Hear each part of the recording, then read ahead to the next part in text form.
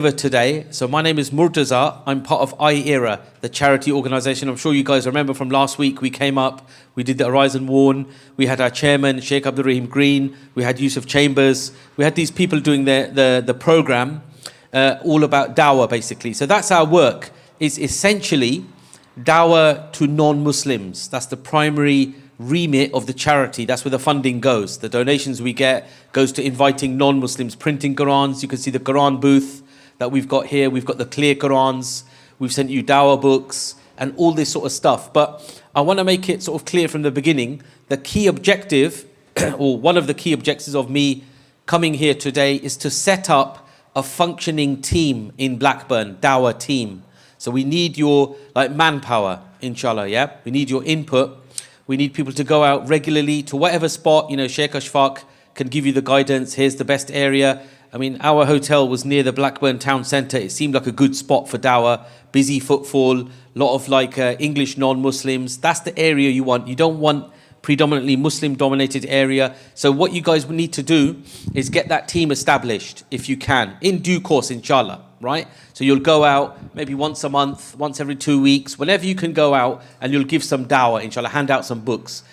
Just pass the message of Islam, inshallah. That's the plan from the back end of the Dawah training. Because we can do these courses all day long. You get some interest, you can maybe get a little bit of Iman boost or whatever benefit you get from it. But if we're not doing the actions, because in Islam, the fruit of all knowledge is actions. When we step up and we act on the knowledge, we get the rewards, we get the benefit. That's very important in Islam, right? So the plan of the day, we're going to basically stop at 12:30. If anyone needs to make wudu, get ready for Dhuhr, is 12:40.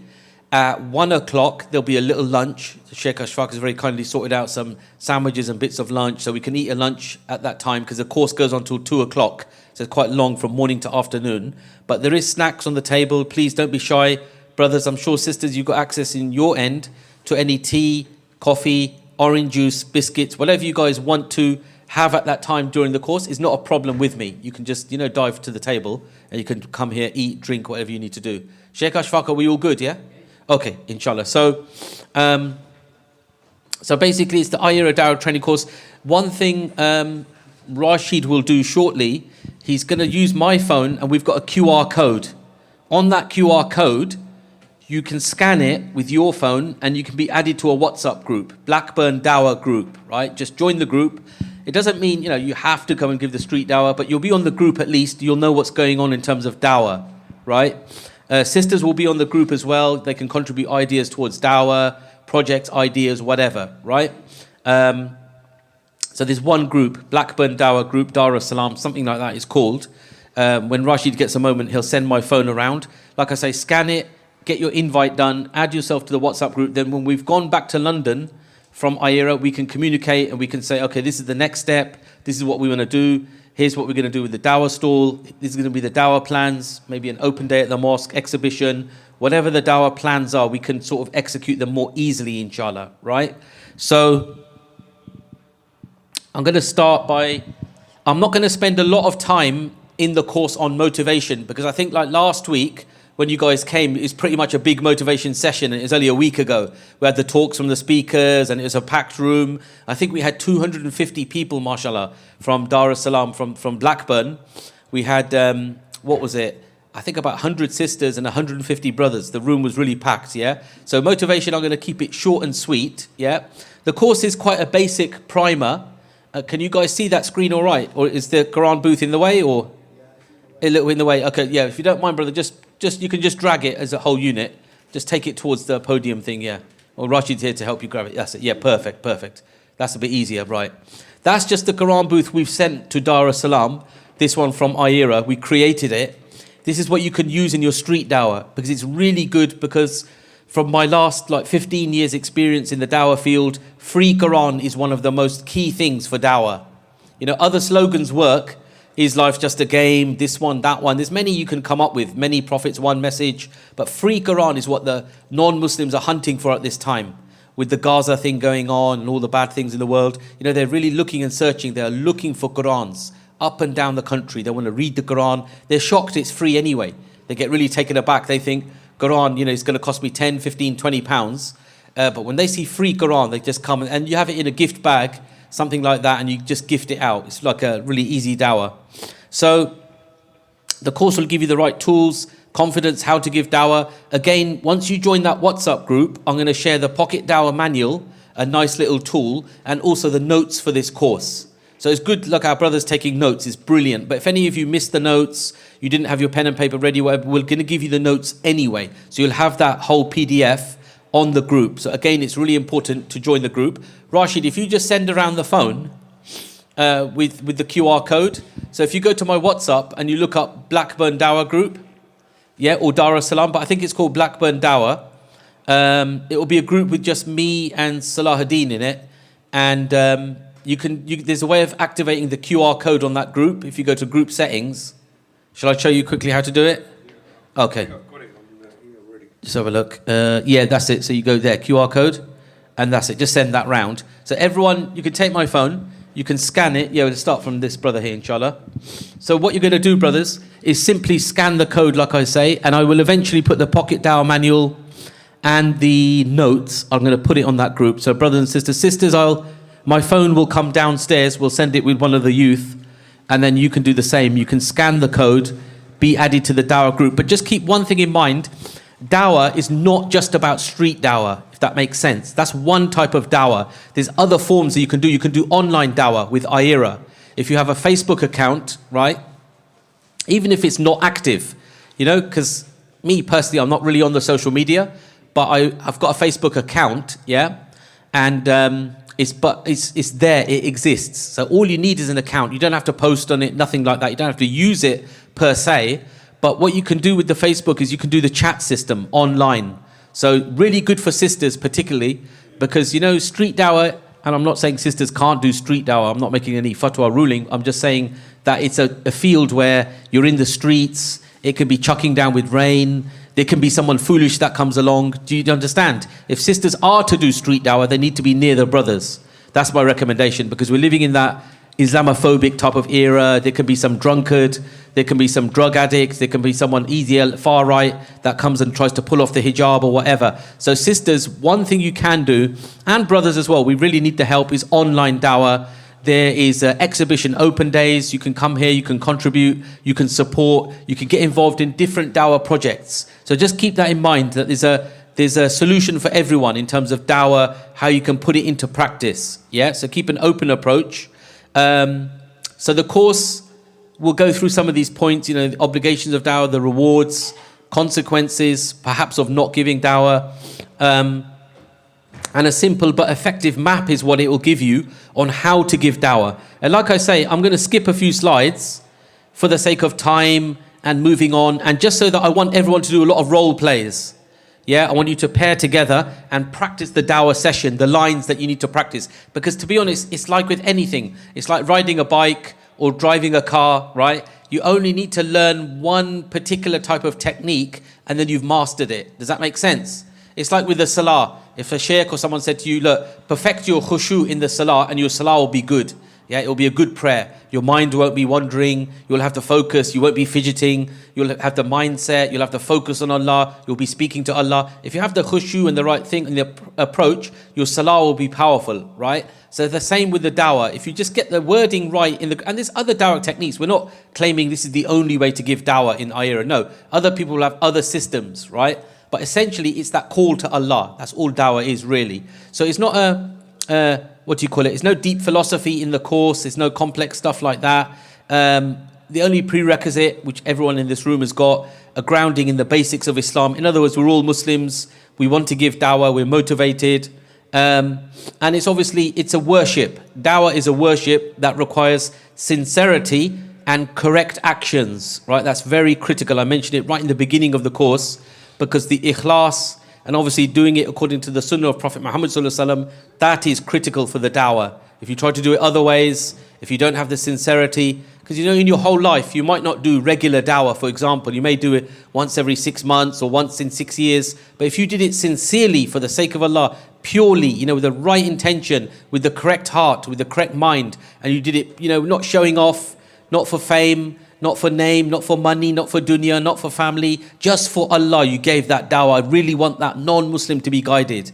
Whether he becomes Muslim or not is a different thing. But on the Day of Judgment, you may see this heavy in your scales because you did it with ikhlas, sincerity. So keep that clear, brothers and sisters, that that's the key approach, inshallah. So can anyone, and like I said, I'm going to skip the motivational so much because I think we're all motivated to give dawah. You guys look like you're ready. You've come here to the course. I'm sure you got that in your hearts that you want to give dawah, yeah? But the question is like, what is dawah? Can anyone shout out? I think sisters, you've got, you can write it, or you've got Sheikh Ashfaq's phone, which we can type the messages on so we can communicate through the phones. The brother at the back, he had his hand up. Yes, brother. Brilliant, brother, mashallah, tabarakallah. An invitation to Allah, the one God, yeah? A dawah is to call or to invite, yeah? It's just that call or invitation. And obviously, Islamically, primarily to Allah. That's the context of dawah, yeah? In the chapter 16, verse 25 of the Quran, it encompasses enjoining the good and forbidding the wrong. It's a level of dawah, if you like, yeah? It's a level of dawah, right? So at this time, we know what the media is portraying, what's going on in the world, what's been going on since 9/11. It's all negativity about Islam. You know, the newspaper articles, Islamophobic, terrorists. It's all, they say 83 or 87 or 84, whatever it is, % of all the newspaper articles last sort of 10, 15, 20 years are negative about Islam. So it's not going to come from the non-Muslims, this information, this knowledge. This beautiful religion, the crux of it is not coming from CNN, BBC, Fox. They're not Muslims at the end of the day. We can't expect them to propagate or give the correct message. They're confused about the religion. They don't follow it. They don't per se love the religion. They don't love Allah in that degree of how the Muslims do. So there's this disconnect, right? So we have a big need ourselves as Muslims to step up and give the dawah. That's very critical. And if we look at the Quran, very briefly, there's stories in the Quran, right? But does anyone know like how Prophet Musa alayhi salam, how did he do his salah? Or Prophet Yusuf alayhi salam, how did he pay his zakat or charity or sadaqah? You know, the ibadah that we do. About the prophets, there's not many descriptions. Yeah? Prophet Isa, he did this many prayers in this style, and there was Isha and this context and detail. It's all omitted, it's all not mentioned in the Quran by Allah. I shouldn't say omitted, because Allah's willed how He's written the Quran, how the miracle is. But it's not in the Quran is my point. But what is in the Quran are stories about these prophets. Prophet Nuh alayhi salam, he went to his people in secret and in open, and he called them to Allah, right? And then he built the boat, yeah, and then the flood came. So all these stories, Prophet Musa alayhi salam, he went to the tyrant, he went to Pharaoh, he called with a gentle speech to the big tyrant, and it was a case of like, dawah. So a lot of the Quran is stories of dawah, a lot of it. What the scholars of Islam, they say about 1/3 of the Quran references to dawah stories or situations. So what Allah is showing, it's a very important sunnah. It's a constant sunnah of Prophet Muhammad ﷺ throughout his life. He gave dawah. Whenever there was a chance, opportunity, situation, what would Prophet Muhammad ﷺ do? Dawah, all the time. With so many stories of dawah all the way. So that gives you the idea that dawah, as you guys know, brothers and sisters, mashallah, is like critically important, yeah? Especially in the current, where we are as well. We live in the West. We live in the UK. Maybe we've come from another country, or our parents came, or whatever. We have to really be introspective and honest and critical and say, what did we come here for? To the West, to the UK? Was it just for the dunya, for material gaining? Is it just for a brilliant job? Okay, and then I'm going to have a second car, more holidays, more kids, more traveling, more enjoyment. Just collect as much dunya as you can. This Elon Musk mindset, right? And then you're happy Muslim, successful. That's the model Muslim of the UK. He's very suited and booted and shining and dunya and loads of kids and maybe 2 wives or whatever, 3 wives. Or just collecting this dunya is not the objective of the existence of coming to this country. Yeah, or being in this country, because we're surrounded by non-Muslims. The majority, 94%, let's say 94% are non-Muslims. They don't know about Allah. They don't follow Islam. They don't have a deen of Islam, right? So it's really important that the minority that's here make some effort to communicate, right? Because we could be punished, we could be asked by Allah on the Day of Judgment. You didn't tell your neighbors, you didn't tell the man in the road, you didn't tell that guy in the shop. For 20 years you went to that corner store, or what do you call those things, convenience store, food store. You went there for 20 years, and there was Fred was in that shop. He's always packing the shelves, loading the shelves on the cash, on the till, and you never told Fred anything about Islam. You didn't even gift him a Quran or say, look, I'm a Muslim, we believe in one God. Maybe that was just your dawah, and then you left Fred to his devices, but you give him a Quran, give him a dawah book, tell him something about one God, tell him something about Islam, the Muslims. It's really important that we are that edge or periphery of contact to the non-Muslims that are here, because they're in a spiritual dark place. They don't know how to live their lives. That's the honest truth. They don't have the boundaries. The goodness that we've got in Islam is missing, right? They don't know about alcohol. Is it allowed? Is it not allowed? Other things that are out there, gambling, they can get into debts and problems and be on the streets. And, it's a dark place without the boundaries, right? And they're boundaries of mercy that Allah's given us, guidance, right? So we do dawah, obviously, for the pleasure of Allah. I'll look a little bit at the rewards. Does anyone know anything about the rewards? Like, what kind of rewards can you get from dawah? Does anybody know? Any hadith or anything like that?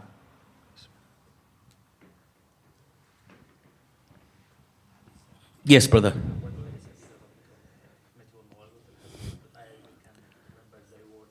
The reward.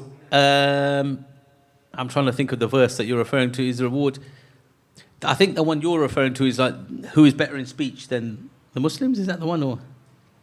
No, but we're specifically we're looking for rewards. The ajr of the dawah, the rewards. Yes, Sheikh. Precisely, the red camels, right? So basically, what a very famous hadith, it's in Bukhari and Muslim. What the Sheikh mentioned is the hadith of the red camels, right? And it's in the plural, isn't it, Sheikh? Yeah, humur. Yeah, humur, yeah? It's in the plural, isn't it? It's the jum, isn't it? Yeah, it's not like the singular, not one red camel, many red camels, yeah? So the reward you're going to get is the red camels if someone is guided through your dawah. That's the key thing. If someone accepts, they become Muslim, you get many, many red camels of reward. What was special about the red camels at the time of Prophet Muhammad sallallahu alaihi wasallam? Does anyone know? Do you know, brother, what was special about the red camels? Brother with the hat here, and next to the red table, yourself, brother. Yeah, you don't know about the red camels. No, does anyone know what was special? Yes, Sheikh. Yes, the most prized possession. The red camel was like today's red Ferrari. Does that make sense, yeah? Or red Lamborghini. It was the most best camel, the most expensive, the rarest camel that you could own, right? So what you're going to get, in what the hadith talks about, if a single person is guided through Allah, it will be better for you. Imagine it's better than all of the red camels, like I emphasize in the plural. So imagine someone gave you all of the red Ferraris and red Lamborghinis and whatever these cars are, Bugattis, whatever sports cars worth millions or whatever. You're going to be like so spiritually so rich with that reward. That's what Allah's talking about, that this guidance that you wish for the humanity to be guided, the other people out there. Because it's a very sad situation. When we look at them, honestly, we saw people, we was in a food store, me and Rashid, and there was like a kind of homeless guy. He came in. I didn't have a Quran with me, but I was thinking, shall I go to my car because there's some in the boot? But we gave him food, right, in the shop. But I felt, I really want to give him more. Do you understand? You don't want this person just to take the food. Here's a Quran, something like that. So always, my advice to you guys is, you can order the Qurans from IERA, the clear Quran. We're going to have a new Quran as well. Not because there's a problem with the clear Quran, it's a good Quran, but we've got the printing rights to another one, which makes it cheaper for us to produce and print and store and distribute, because these are about £3 a copy. But my advice to you guys, brothers, all of you, everyone in this room, because we're all capable, and sisters included, keep a little bag and a few Qurans in your car. Always have a supply of Qurans with you in your car, wherever you are, right?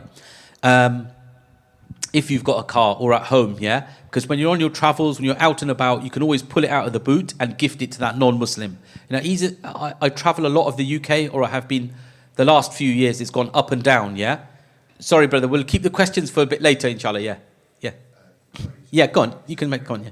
One of the things which has always kind of irked me yeah. is, for us as Muslims, we need to do wudu. Yes. Yeah, but it's not the Quran in Arabic. Yeah. Sorry, I'm using the term Quran.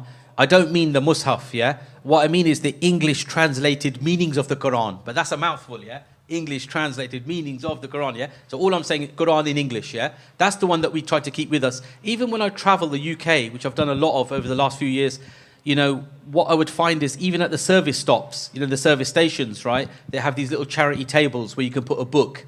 So it's a win-win. You know, I would leave Qurans on these tables, on these little charity tables, and the what do you call it? The charity that runs that table, they get donations, because when everyone takes a book, that someone puts £1 or £5 in the box, so the charity makes money, you know, like cancer research, whatever it is, and also the dawah gets done because that non-Muslim gets the Quran and they read it. Do you understand? So there's these opportunities for us as Muslims to give dawah to non-Muslims, whatever form and shape it comes in. The other thing I want to quickly mention, you can order from IERA the dawah gift box. We've got it now. I've got one in my boot, yeah. Rashid, if you get a chance after you filmed, I'll ask you to get the dawah gift box from the boot, yeah? I've got my keys here on the table. If you go down the stairs to the boot area, it's in the back, and I've got that purple box. So I'll show you what the box looks like. You can order it. It's free to order, just the postage cost. But you can order these boxes from IERA. I think it's live on the website. I'm not sure. But you can basically get a dawah gift box, right? And you can put a Quran in there, clear Quran or any Quran. You know, don't get lost in the details. Whether you've got this translation or, you know, Pikthol or what you call it, Sahih Muslim or whatever. Don't get too hungry. You know, we're very meticulous sometimes about, oh, it's got to be this one or that. It doesn't matter. For the non-Muslim, it's the first time he's seeing that book, yeah? So it's the purple box, Rashid, yeah? Yeah, perfect. Jazakallah khair. So whatever one you put in there doesn't really matter, yeah? I mean, here we've got, this is the clear Quran. So this would be good because it fits the box quite nicely. This is the clear Quran, right, by Dr. Mustafa Khattab. The sheikh he translated it. He made it plain, simple English. I really like this one because it's really simple to understand. But like I say, we're producing a new one. There's a purple coloured one that IERA is going to come out with, and the printing rights will be for IERA, I think.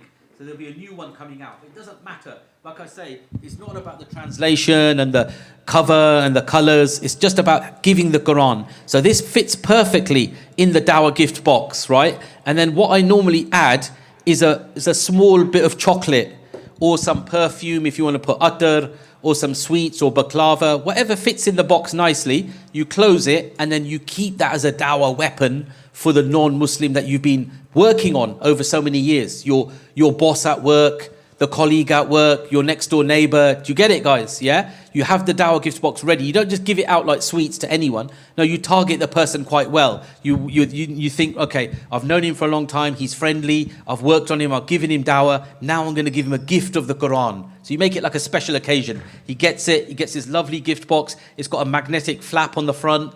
You open it and you see in there the chocolates and the Quran, and this really impacts their heart. Do you get it? They may not be saying Shahada there and then on the spot, but they may be on a journey then. You know, like 5 years ago, I remember I got that gift from Abdullah. He gave me the Quran. I've started reading it. Then he goes here, there. Maybe he visits Egypt. He hears the adhan. He works in some company. There's Muslims around him. And eventually, on that journey which you were part of, he becomes a Muslim in the future, 20 years down the line. Whatever it is, he says the Shahada, and you're going to get the rewards because you are a main catalyst or trigger. You're in that chain. You're in that line of reward, yeah? So this is the key thing. The rewards are massive. What is the other major sort of reward you can get for giving dawah? It's a major, really big thing. It exists with other aspect of Islam as well, to give you a clue. So does anyone know the major rewards for dawah?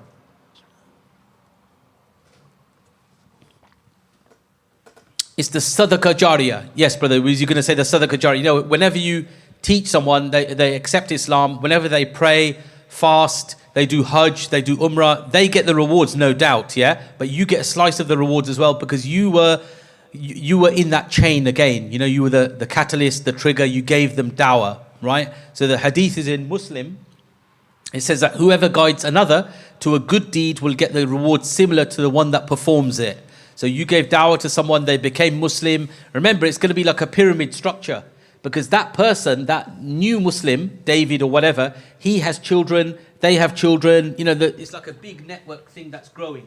Do you understand? It's a whole chain of rewards ready for you. So I think you can see clearly brothers and sisters, that the rewards for dawah are like mountains, right? We would, to a degree, without being rude, we'd be a little bit foolish to say, I'm never going to give dawah, it's something I'm going to keep away from, I'm not going to bother. And there could be punishment. Like I say, there's the story of the man that was in the village. I don't know if you know the story. There was a man in the village who was a pious worshipper, the Abid. And in long story short, basically Allah decreed it that the village is destroyed because there were so many bad people there, Rashi, just open that box at the front, if you just demonstrate. So that's the dawah gift box that we've got now.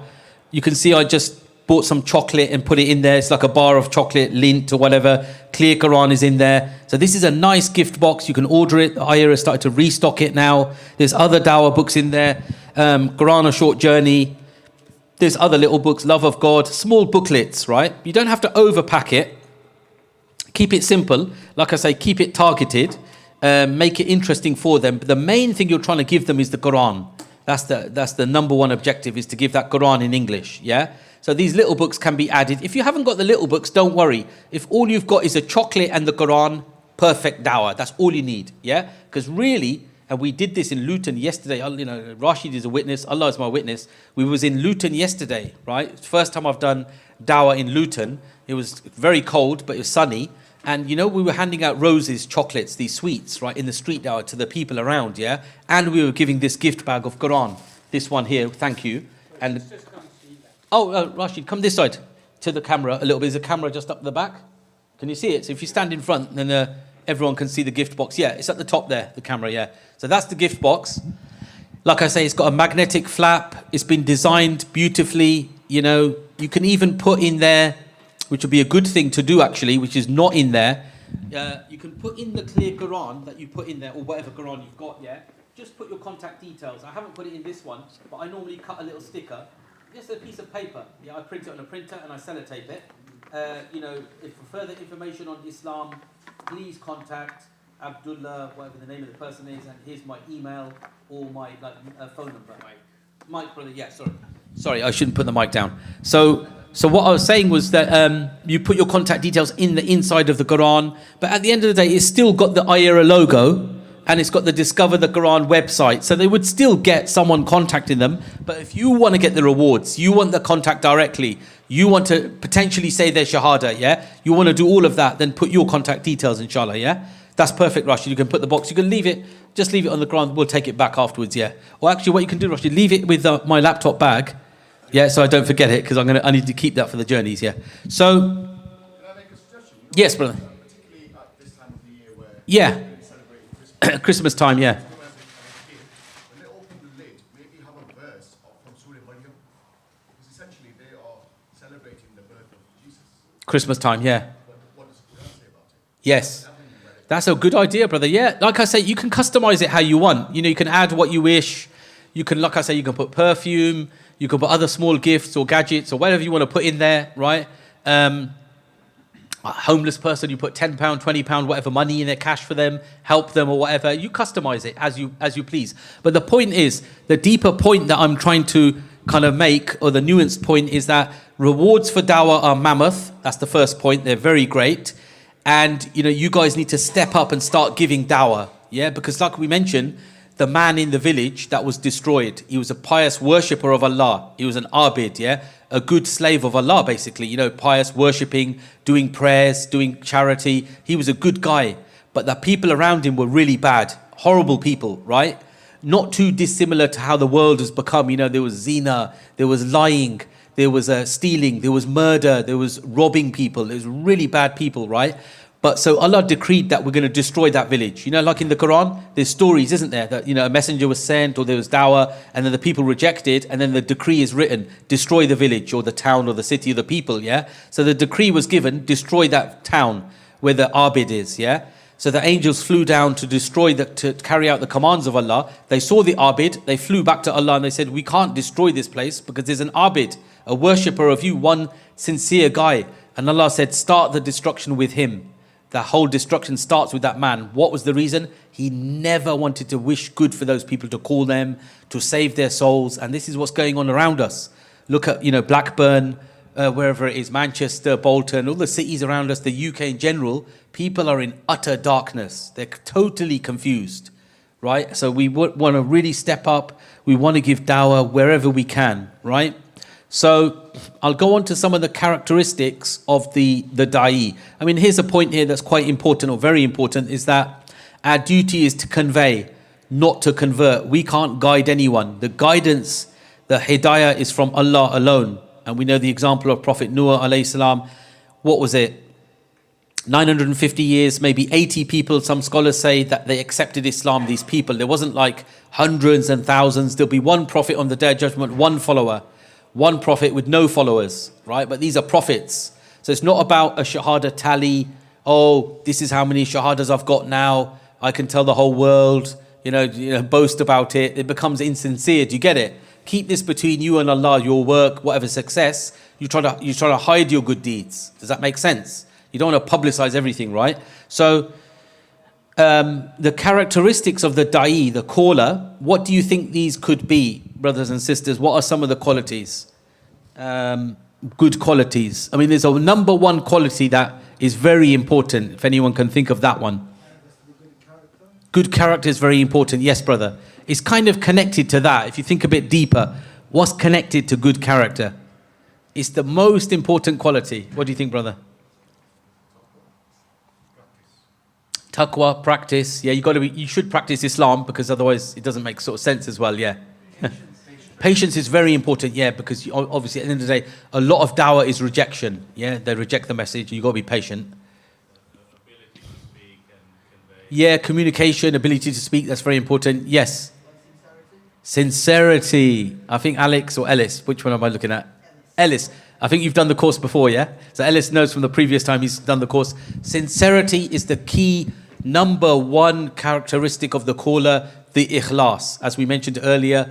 And at the end of the day, shaitan, he hates the work of dawah. Yeah, for shaitan, it's a nightmare, right? It's the antithesis of because what we're doing, we're calling people to Allah. We're calling people to the paradise, the reward, to the Jannah, yeah? And shaitan is calling people to Jahannam. So he absolutely hates that. When he sees this dawah going on, some da'i, some sheikh, some whatever it is that's going on, he gets really agitated. It's a nightmare for shaitan. So what do you think he's going to do? He's going to come after those people. That's shaitan's plan. If you can take out the power heads, the ones that are doing more effective dawah, and the world is not getting better place, right?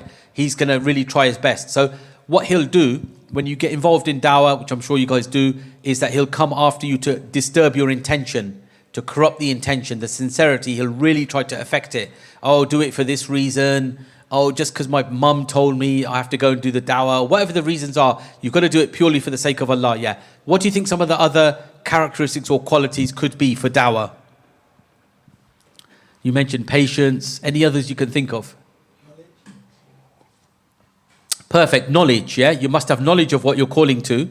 Yeah. You can't make up things in Islam. Oh, the world has got 3 billion Muslims and you exaggerate the figures or the statistics. You've got to speak the truth clearly. Knowledge, clarity, that's very important, yeah? Yeah, any other bits you can think of? Perseverance, yeah, kind of linked to patience. That's very good. I think you've covered mainly the main ones. Obviously, sincerity was the key one, right? No value in deeds without sincerity. It's critical, yeah? You don't want to show off in the dawah. You want to be sincere in the dawah. It's not a game, shahada tally. And be sincere to the one that you're talking to, the non-Muslim, yeah? Knowledge and clarity, somebody mentioned knowledge, very critical, yeah? Speak to the people at their right level. All of these are critical characteristics. Kindness, gentleness is very important. The rifq, you want to put gentleness in the thing the hadith talks about, it beautifies it. If you put harshness there, the people will gravitate away. They'll move away from you. They'll think, the person's just rude. He's just harsh. He's hard-hearted. He doesn't want guidance for me. So kindness and gentleness are key characteristics of the dawah, yeah? And then what we're going to move on to now is difficult questions, right? So we've got 25 minutes before we're going to get ready for prayer time.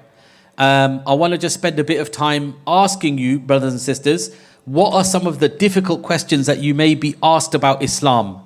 Even hypothetically, potentially. What do you think difficult questions could be? Yes, that's a very common one, yeah. The age of Aisha, radiallahu anha, yeah. They'll say, the lady was at this age and this is not right in our time, and Islamophobes jump onto it. far right. They use this like a sledgehammer. It's very common. The age of Aisha radiallahu anha, yeah? Any others that you can think of, brothers and sisters? Violence and terrorism. Yeah, that's probably the biggest one of the last 20 years. They're always saying, you Muslims are violent. You know, you guys want to do terrorism. You want to kill the non-Muslim. You know, the verse in the Quran, kill them wherever you find them. All this terrorism and violence. And, you know, like they'll say, like the Sunnis are killing the Shias and you're always infight, killing each other. That's a sign that you want to kill, yeah? So they try to use the violence card. Terrorism in a nutshell is what the brother hit the nail on the head. Very common, yeah? You Muslims, you're terrorists, yeah? Yes, brother. Yeah. Why do you have a big beard? Okay. I don't have a really big beard myself, but yeah, I know what you mean. Yeah, that one can come up. You know, you Muslims have got a big beard. It could be anything like that. It's an awkward question, right? That's quite funny because that's very personal, isn't it? Like, you know, there's no like, there is a Quran and Sunnah answer to it to keep the beard large or whatever, to keep a visible beard. But yeah, this could be another one that's awkward or difficult. Any others you can think of? Against freedom, like hijab, women and... Yes, brilliant, brother. MashaAllah, tabarakallah. So that's very important. The women issue, right? Which you can sort of call freedom, or they say you oppress your women.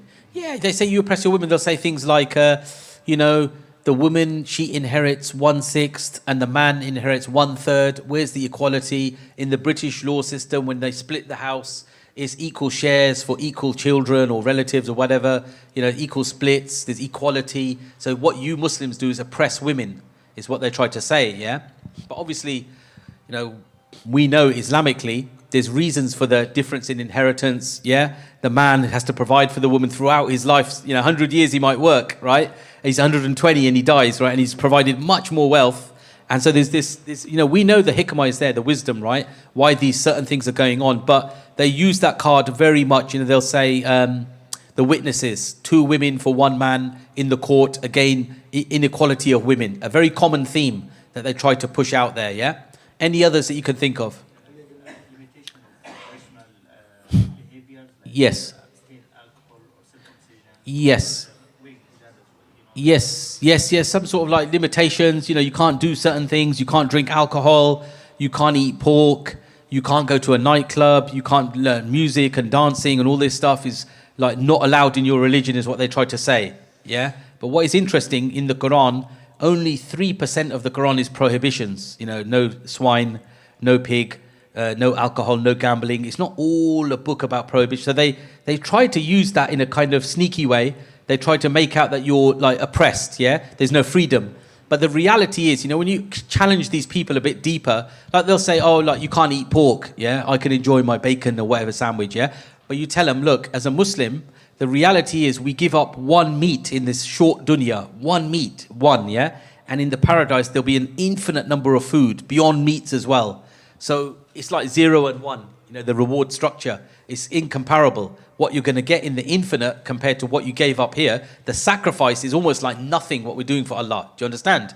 Which is why we keep saying to Allah, you know, may Allah accept our deeds. We don't know what is going to be accepted from our deeds, our worship, everything, right? So, and the other thing is with those same people, it's very interesting because they may not have eaten other meats that exist out there, that are exotic meats, right? That they've never tried in their life, but they're so concerned about you, the Muslim, can't eat pork, but they haven't eaten like veal, venison, ostrich. Now, there's all these exotic meats that they never try in their lives, but they're concerned about you not eating 1 meat called pork, yeah? Which even they say is a very unhealthy meat, yeah? It's got a lot of fat content and this and problem or whatever. But that's not the reason we don't eat meat, of course, pork, sorry. That's not the reason we don't eat pork. It's not because it's unhealthy. It's because Allah has commanded it. That's the main reason, right? So you're getting the idea, guys. The other things that they may ask is like LGBTQ, other bits and pieces, you know, other topical, controversial areas. They go down that avenue and they try to put you on a hot spot, you know, a hot area where you can't answer these difficult questions. You're really confused. You know, what it does, it leads to like not very satisfactory answers. You're firefighting. You don't know what verse is the Quran. You don't know how to answer the verse of hijab and alcohol. You know, you're just stuck trying to answer all these difficult questions. And when they finish asking the first one, they may go to the next difficult question. And basically, you're going to get blasted. Yeah, you're going to get blasted. You're out of your comfort zone. You're totally confused. You know, it's an endless cycle of questions, which is what you don't want in the dawah. In the dawah, you want to control the dialogue. You want to talk to that person and you want to control the dialogue and you want to give them effective dawah. You don't want them to be controlling the dialogue, right, per se. I mean, they can ask questions, but remember, people ask for different intentions as well. Some people are mischievous. They're not looking for the truth. There could be other factors going on, right? It can open the door to argumentation. You've got this endless loop of question, and it's not getting very far, right? So we don't want to use that technique where we stand there and we try to answer all the difficult questions, right? So what we'll do is the go rap approach. Who's heard of go rap? Yeah? Quite a few hands going up. Some of the youth at the back. Do you remember what the letters are of go rap? At the back. Brilliant. When did you last do the course? How do you know that? How do you know the acronym? Well, that's amazing because you got all the letters right, mashallah, right? So our youngster, the young student, he got the acronym correct. Yeah, go rap is sorry, I'm blocking the screen, but you can't see everyone. But it's a GORAP. God's existence. Yeah, Allah exists. God is there. Oneness, the Tawheed, Allah is one. Revelation, primarily the Quran, because there's other revelations, the Injil, the Torah, but we don't use that so much in our dawah because obviously the Quran is the living miracle, and the prophethood. Yeah, so prophethood meaning the Prophet Muhammad sallallahu alaihi wasallam, the final messenger, all the prophets. That's essentially the call, right? So don't worry too much about the letters and, oh my God, I don't understand go rap. You're not going to get this in one sitting. That's the reality. This course, you're going to have to look at your notes, put bits into practice, revise bits, just give what you want to really do, guys. What my advice is, these theoretical courses are really good, like the theory driving practice, right? But unless you get behind the wheel and you drive the car and you do the indicator and you press the brake, unless you really give dawah, try to push yourself out of your comfort zone, you'll never really get into dawah, if that makes sense. Because you'll always have shaitan whispering, someone's going to be rude, your boss at work might look at this unfavorably, the guy in the street, he might say, rude word to you, swear word, Shaitan brings up this whole stratagem of it's going to be difficult, you're not going to be successful, you're going to get backlash. All the whisperings from shaitan, you'll start to listen to them and you'll never really get involved in dawah. Other things come in. Oh, focus on your family, make sure you're earning the bread, the income, paying the bills. Don't have time for dawah. Just do a little bit online or 1 hour in a year or something very minuscule. Yeah, your commitment drive will be diminished, if that makes sense. So what you want to understand is a tool, an acronym, GORAP, yeah, is the go rap, yeah, and it's very simple. Like some of you guys have done the course before. Like I say, on the WhatsApp group, Rashid sent around my phone, we're going to add the course notes that talks about go rap, so you can dive in anytime. Okay, what was the O? How do you explain the O? That Allah is one. It's all intuitive anyway. You're going to get this really easily, guys, yeah. So obviously, before we do the go rap, the actual God is existing and there's one God, there's the Quran, Revelation and prophets, we have an initiation. Initiation can be you handing out a book to someone on a dawah stall, or someone comes to you. Either it's active, you're giving out the gift bags on the dawah stall. Look, excuse me, sir, would you like a free Quran today? The guy's never read the Quran in his life. He takes it. He's really happy. He takes that Quran, he reads it, and he becomes a Muslim in maybe 6 months. Because he loved it, he got the gift, he was really happy, yeah? So that's active, you actively give it. Passive is more like, you're at work and your colleagues, they say to you, oh, you've not eaten lunch with us for like 2 weeks. Have we said something rude to you? Have we upset you? And then you reply, no. Do you know what? It's the holy month of Ramadan, which is like 60 days away now.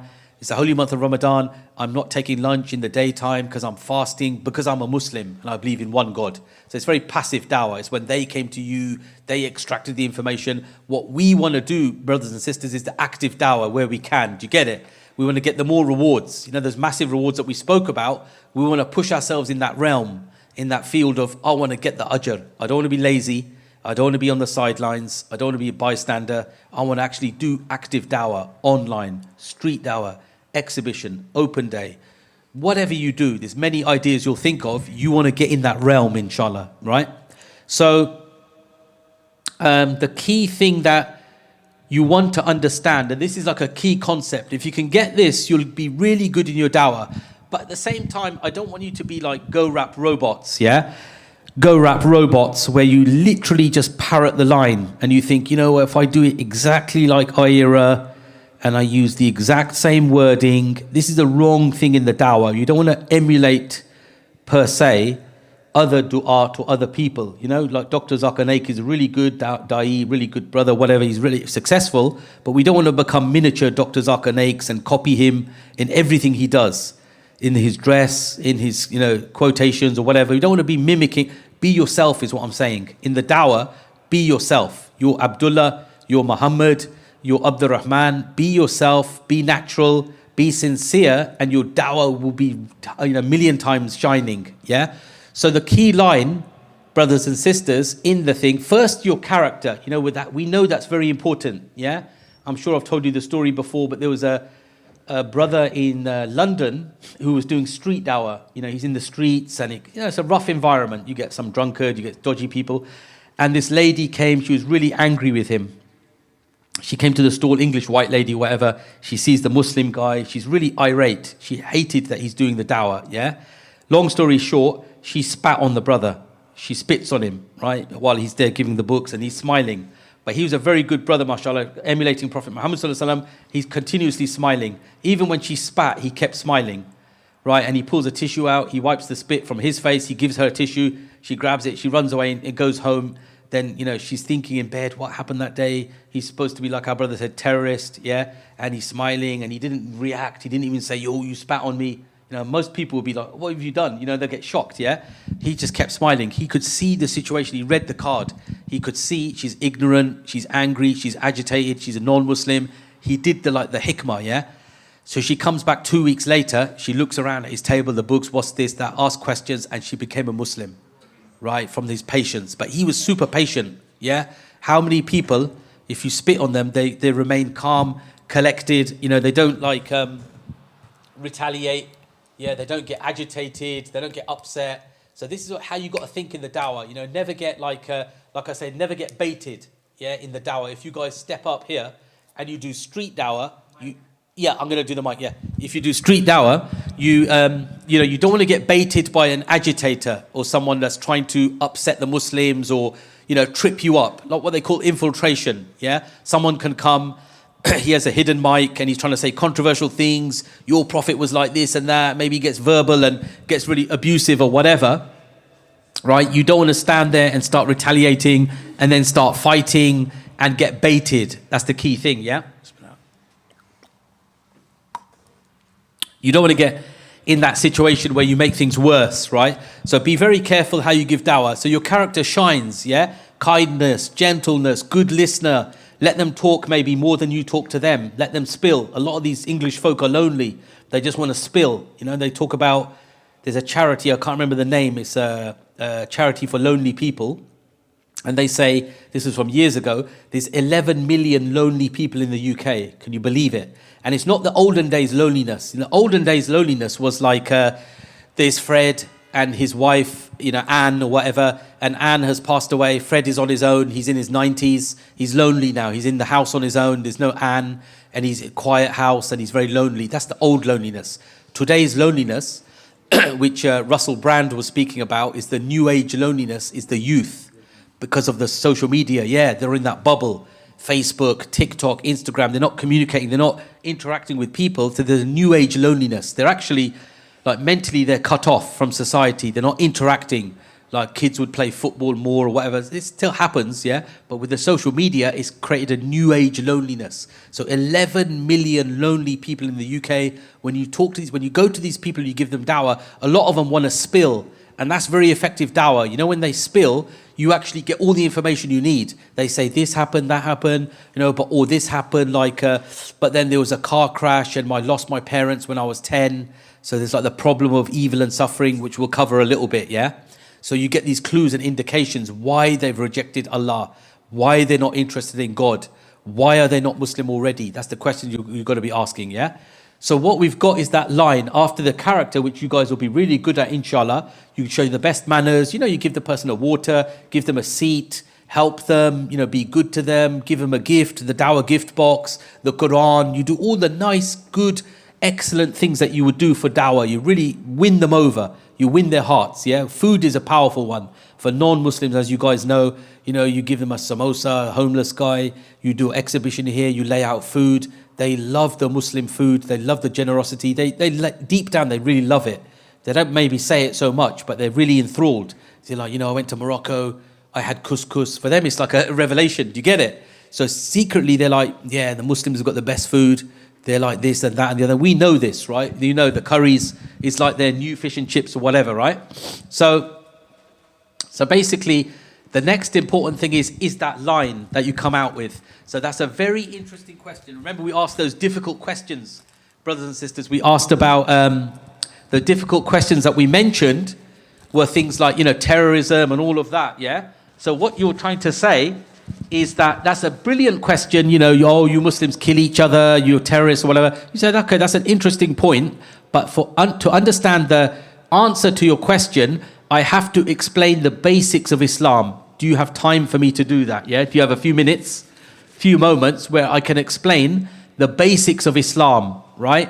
So what you're effectively doing is turning a difficult question, you're turning the tables a little bit and you're bringing it back to the basics of Islam. So it doesn't matter what question they ask.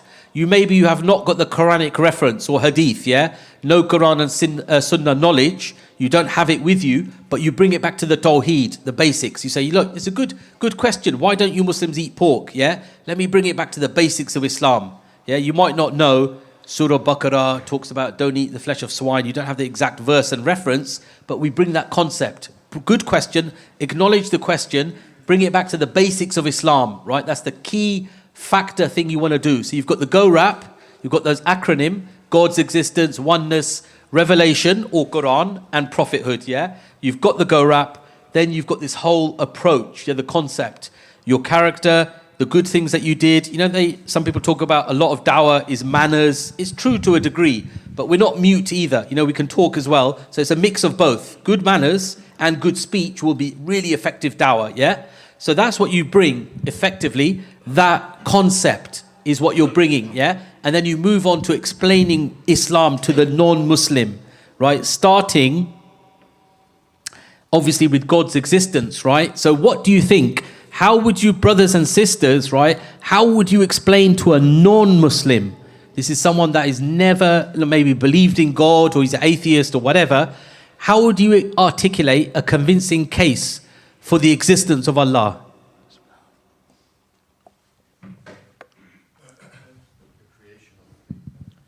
I think the brother had his hand up first. Yeah, go on, brother. First, you need to know the definition of the Creator in order to accept or reject. That's good. Yeah, the definition of Allah. That's very important. Yeah, because you've got to have that knowledge and facts. Someone else was saying something over here. The creation of the universe. There's got to be somebody who's created. Perfect. Yeah. So there's a whole universe around us, isn't it? This whole, you could say the design argument. You know, where you've got the sun and the moon. You've got all these things in motion, the stars, the seas. All it's too complex to list it all, right? But there's many signs, isn't there? So you could say, where did it come from? All of this universe, right? Saturn and Mars and Jupiter and the cosmos and supernovas and all this, you know, amazing stuff that's going on, right? Can it come from randomness? Is there even randomness? Does it exist, such a thing, randomness? They say randomness doesn't really exist, right? It's just the lack of understanding of certain patterns that they don't understand at this point. You know, science in so many years will understand, what looked like random motion was actually, it's a pattern, right? So there's no real such thing as randomness per se. So when they try to say, it came from chance, the universe, random explosion, Big Bang or whatever, chance, it doesn't make sense, right? Or it came from nothing. Yeah, how can something come from nothing? It doesn't make sense, right? So these are good arguments, right? Any others you can think of? Yes, Ellis, yeah. The way that I was initially started is to almost keep the word God or Allah out of it. Brilliant. And lay out the options of, say, it was either gave birth to itself is one that it came out of nothing, and then also propose our claim, which is like it was created. Yes. And then start to... Excellent. I think it's Surah Dur, isn't it? I think in the Quran where it talks about, you know, did they create themselves? Did they come from nothing? It's actually Allah that created, right? So there's these options, isn't there? But what I liked, Ellis, about your point was you said maybe keep God out of it. That's a clever approach with the non-Muslim. Maybe keep God out of the picture. The reason what I want you to understand with this go rap, right, and the G, that first letter, the go rap, a lot of people out there, let's say most people in the world, they already believe in God. Does that make sense, everyone? They're already God believers. Maybe they don't call him Allah, maybe they say higher power, or they say God, or the all-knowing, or whatever, the higher being. But the majority of the planet, right, so you've got 1.8 billion Muslims, approximately. You've got 2.1 billion Christians. In that degree, 4 billion plus, yeah? And then you've got a lot of other God believers as well. So even the Hindus, I know they worship the idols, but you know they're sheikhs, right? You know they're religious leaders. In the sacred texts, Bhagavad Gita, Vedas, in their books, it talks about one God actually in reality. But the common Hindu folk are not connected to the readings of their books. And they worship these idols that they created over time. Do you get it? The wooden Ganesh and all of that, right? Or the stone idol or whatever. My point being, the majority of the world believes in a God, the bulk. Atheist is only 1 billion in the world. Does that make sense, everyone, yeah? So the bulk majority of people out there are already God believers. That's why if you go out and about, especially Africa, Philippines, the bulk majority will be like, yeah, there's a God, we believe in God. Straight away they'll agree. Here in England, maybe it's about 65%, 55, 70. I don't know the exact number. It's hard to say. But the majority still, the bulk, they'll say, yeah, there's something out there. There's a higher power. There must be a creator. Yes, I believe in God. They come out with all those lines. Do you get it? So when you do the G of Go Rap, you don't necessarily per se have to be starting from scratch. There is a creator. He's the one to be worshipped. He is Allah. You know, you don't have to start right from the beginning. A lot of people will tell you straight in the Dawah, I believe in God. They can see you're a Muslim blatantly. They see the beard, maybe they see thobe or Islamic clothing or the topi or whatever. They see you're a Muslim and they'll say, you know what, there must be a God. Or there is a God. They agree with you on that page. Do you understand? Sometimes to be friendly, whatever, they want to make communication with you, but they're just telling you straight, yeah, I believe in God. Or I believe there's a God. And they're kind of interested to know more about Islam. So this is the point, that you will articulate a case for the existence of Allah, the design argument, there's other arguments, contingency, infinite regress. I don't want to get into these technical arguments. You don't need to do that per se. Keep the dawah simple is my good advice to everyone. Keep it simple, keep it coherent, keep it flowing, and a lot of people will appreciate that and they'll click. Because you know it's a complex world, information overload, internet, this thing, that thing, distractions. You know how the world has become a very busy place, right? So you want to keep it simple and clear. As they say, sound bites, you know? If you say to someone in the dawah, you know, nothing comes from nothing, do you not agree? They'll be silly to say, something comes from nothing. You know what I mean? It doesn't make sense. Even the argument, you know, Hamza Zor says he's our ex-CEO when he had the debate with Professor Lawrence Krauss, who's a senior academic, like lecturer or professor, ex-advisor for Obama, President Obama. You know, he's a high-up scientific guy. Even in his book, when he said, but there is proof that something can come from nothing, obviously you know what he did, isn't it? He redefined the nothing, right? Because you can't say that. You can't say something can come from nothing. So his nothing was actually a sea of quantum fluctuating quarks or energy or whatever it is. So his nothing was still something. Does that make sense? It wasn't material, like physical object or whatever you call it, atoms or what, but it's some energy or something like that. It's still something, isn't it? Right? So nobody can argue that nothing comes from nothing. No one can say counter to that, right?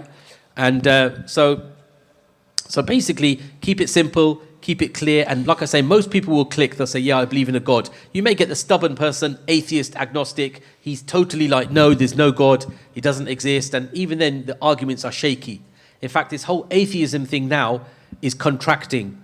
They were getting very vocal, the Four Horsemen, Sam Harris, Richard Dawkins, all these famous guys, booted and suited, very polished, but it's contracting now, it's shrinking. In fact, Christianity is becoming a bit more the trendy thing now, yeah? Which is a good thing for the Muslims, right? Because if this country became more Christian anyway, for the Muslim it should be better because of their values, isn't it? They have some good values. You know, do not lie, do not steal, do not cheat, do not murder, yeah, good to your neighbors. Christian values, if they're carried out properly, it would kind of way be more Islamic, if that makes sense, or more inclined with Islam, right? Better than, oh, it's becoming atheist majority and God belief is out the window and all that stuff, right? So we're going to stop now, brothers and sisters, for until, was it now or was it 12:30? So we've got about 9 minutes, yeah? 12:30, I'm going to take the break. There'll be the time to make wudu. We will pray dhuhr. There'll be a short lunch. You can grab your snacks now if you want to drink. And then we will stop. After dhuhr lunch, After dhuhr, we'll have the lunch and we'll carry on. So this is good, brothers and sisters. I like your thinking, yeah? Like Ellis was really good. He goes, maybe leave God out of the picture. And it works from other angles as well. Because if you overpump the whole God thing and preaching, some of the English people are quite kind of introvert in the sense they don't want to be preached to. They don't want to hear that whole teaching of Islam and all that. They want it in a very subtle way. They want to get the message, right? And they like to learn like that. They don't want to be preached at so much, right? So the design argument is really simple. The brother mentioned it about the universe. You said about the whole cosmos and these things. The mobile phone, if you look at it, how could it be created in different parts? You've got such complexity on the mobile phone. Look at the design. You've got the glass. You've got the coding, which is like, you can't really see it, but it's in the chips. Yeah, you've got the electronics. You've got the steel or the aluminium. You've got the plastic. It's a designed object, yeah? So these indications of design, like the water bottle, what do you see in the water bottle? What design features do you see? What do you think, brother? What design can you see? What feature? Slender. It's not like the size of the mosque, yeah? Imagine it was the size of the mosque and you want a water bottle and you walk to the shop and it's the size of the mosque and you're like, I can't even fit it in my bag. I can't take it home. I can't even lift and drink it, yeah? So it's a slim size, convenient size, yeah, of a bottle. Any other design features that you can see? Transparent, so you can see the water level. You don't need to put some sort of like, open it and look from the top. You can see the water level. Any other features? One more? The lid, yeah? If I tip it over there in the imam's spot and he comes to lead the prayer and I've made it all wet, yeah? Then I'm in trouble, isn't it? He's with the imam, right? So it's going to be, it's got a lid. It's got these designed features. So designed features indicate a designer. Exactly. Designed features indicate a designer. And that designer or creator is Allah, is God. At the end of the day, that's who it is. The designer, the creator, the all-powerful is Allah. So that's a good argument for someone that you're trying to bring round to explain. You can show your mobile, you can show the water bottle, you can show any object. You can talk about the sun and the moon. They've got their own qualities. And you can explain the simple design argument to kind of prove that God exists. But remember what I said. Because of the fitrah, most people already believe that God exists. It's in their fitrah. Deep down, even that Hindu who you think is worshipping Ganesh and Krishna and all these idols, if they scrape deeper, if they dig deeper and they look in their books, their sacred texts, they'll realize, no, it's referring to one God.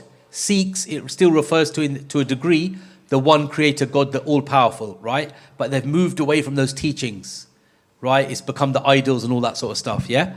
So this is really good, brothers and sisters, that we've got this thing. Once they agree, yeah, I agree that God exists. There must be a creator. There's something out there. Leave it like that if you have to, that there's something out there, yeah? A creator, a being, an all-powerful, an all-wise, an all-knowing. Whatever term they use, they're referring to God or Allah is that one they're indicating, yeah? So you try to get an agreement. That's brilliant, yeah? Brilliant. Okay, you believe in God. You agree with what I've said so far, that the God must exist. You get that agreement, that handshake or that acknowledgement that there is a creator, there is a God, and you've done your dawah. That's successful dawah, yeah? Leave it at that. You don't want to overkill it. You can then start thinking about, now I can explain the oneness of that God, right? The oneness of the God is the next step, the next part of the go wrap, yeah? But what I want you to do after prayers, is basically get in pairs and practice that God's existence. You could use a design argument, you could use whatever argument you want, but you could start practicing a little bit of role plays is what we're going to do, brothers and sisters. So get in pairs. In fact, you can start it now because we've got 5 minutes. So for 5 minutes, just pair up everyone and just practice the God's existence. That's all I want you to do, the G, yeah? Give it a go. 5 minutes and then we'll stop, inshallah.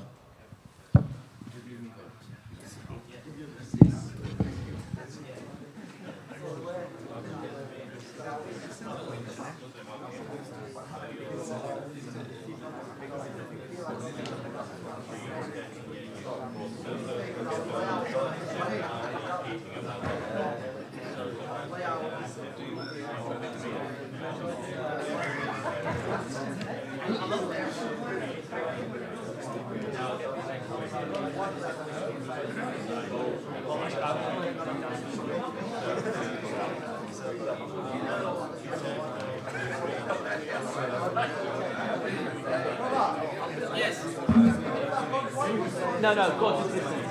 Sorry, I'll take one less off then.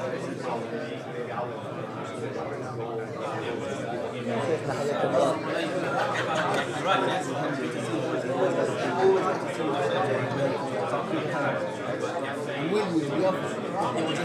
Okay. Because I'm a little daughter with me, so I don't want to disturb them. Yes. How is she? Is she okay? Yeah. How's everything? How is this year? He's always good. He's always got good jokes. That's what I like about him. I'm not sure. What time you break? Break. What time you breaking for? Lunch? 12:30. 12:30. Make an announcement before that. After the whole. Yeah. After lunch we'll finish. Yeah. Finish by about 2:30. Yeah. Then we give time 15 minutes for eating. Yeah. No. We'll start straight away. Yeah, that's fine. Yeah. So 1 o'clock lunch. Yeah. So 12:40. No. Yeah. Why is it 12:40? Not 1 o'clock. It's all right. No problem. I'll just finish. Yeah. It's a different time. It's the start of the novel, isn't it? I didn't know this area, isn't it? Yeah. Perfect. So we're stopping with Following them, whatever they say. They said 12:40, I said, okay, bismillah. Otherwise, they will take me out of the masjid. timetable, we've got the facility, inshallah, you know. Going through the shop. No, I've been deleting as I go on, but it's really weird because everyone's on this side, and then there's like in the lighting. Yeah, I'll do that.